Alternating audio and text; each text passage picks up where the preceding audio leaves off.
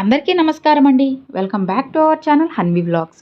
ఇక ఈరోజు వీడియో ఏంటి అంటే జూలై 6వ తేదీ ఏకాదశి పండుగ అన్నమాట. ఇలాంటి రోజు మళ్ళీ మళ్ళీ రాదండి. కాబట్టి మీరు పూజలో ఏం చేయాలి, ఏం చేస్తే మీకు ఫలితం దొరుకుతుందో ఇప్పుడు మనం ఈ వీడియోతో తెలుసుకుందామండి.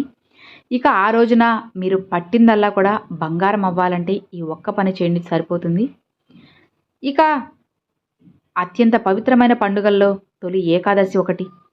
ఆషాఢ మాసంలో వచ్చే ఏకాదశిని తొలి ఏకాదశిగా పరిగణిస్తారు. ఈ నెల 6వ తేదీ ఆదివారం నాడు తొలి ఏకాదశి వచ్చింది.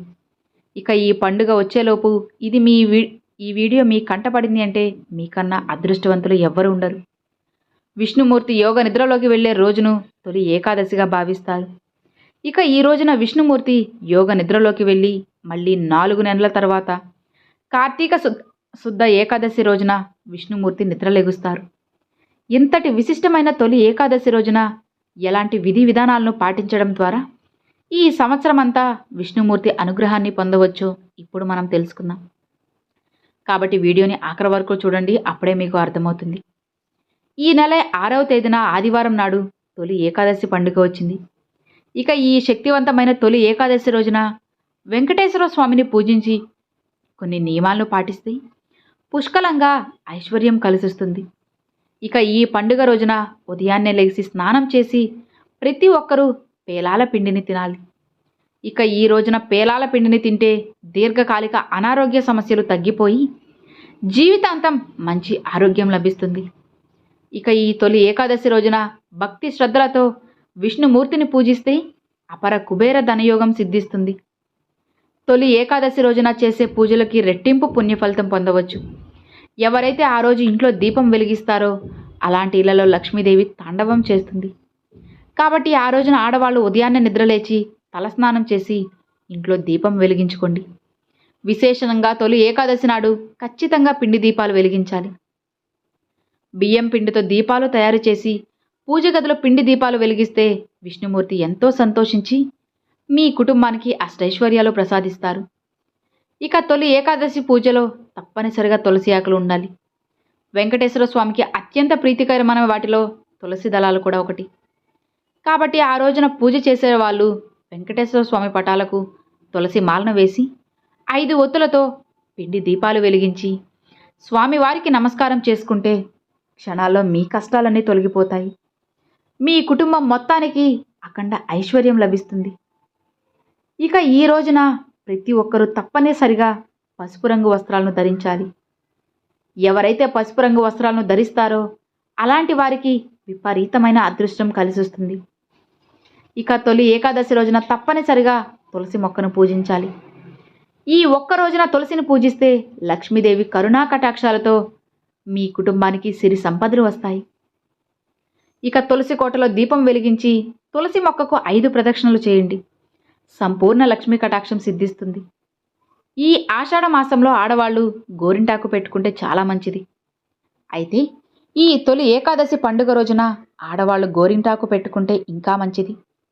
ఆ రోజు ఇంట్లో పూజ చేసేవాళ్ళు చామంతి పూలతో వెంకటేశ్వర స్వామిని పూజించాలి. అలానే పూజలో నైవేద్యంగా అరటి పండ్లను నివేదించండి. ఈ రోజున తప్పనిసరిగా విష్ణు చాలీసాను చదవాలి. అదేవిధంగా ఈ ఏకాదశి నాడు శక్తివంతమైన మంత్రాన్ని చదివితే విష్ణుమూర్తి ఆశీర్వాదంతో సంవత్సరమంతా భోగ భాగ్యాలను పొందవచ్చు. మరి ఆ మంత్రం ఏంటి అంటే ఓం నమో నారాయణ నమః, ఓం నమో నారాయణ నమః. ఈ మంత్రాన్ని 21 సార్లు చదవండి. ఇక మీకు ధనధాన్యాలకు కొరత ఉండదు.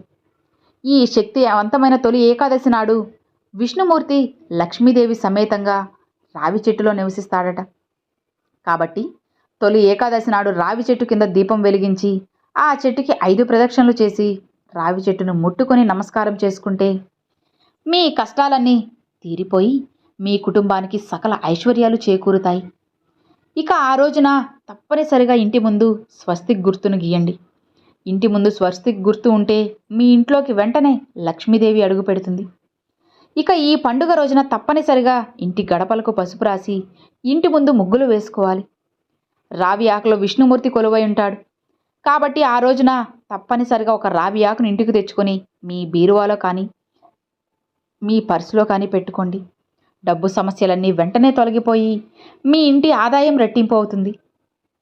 ఇక మరి అయితే ఈ తొలి ఏకాదశి రోజున సాయంత్రం సూర్యుడు అస్తమించిన తరువాత పొరపాటున కూడా ఉప్పు తినకూడదు. ఇక ఆ రోజున ఉప్పు తింటే జాతక దోషాలు ఏర్పడతాయని నమ్మకం.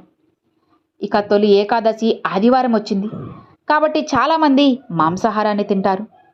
కానీ ఆ రోజున పొరపాటున కూడా మాంసాహారాన్ని తినకూడదు. అలానే జుట్టు కత్తిరించడం, గోళ్లు కత్తిరించడం అస్సలు చేయకండి. ఈ రోజున ఎవరికి అప్పు ఇవ్వకూడదు. ఆడవాళ్ళు ఇంట్లో కంటతడి పెట్టకూడదు. అలానే ఈ తొలి ఏకాదశి నాడు తలకి నూనె రాయకూడదు. అలా చేస్తే ఆయుక్షీణం అవుతుందని నమ్మకం. అలానే తొలి ఏకాదశి రోజున తప్పనిసరిగా ఉపవాసం ఉండాలి.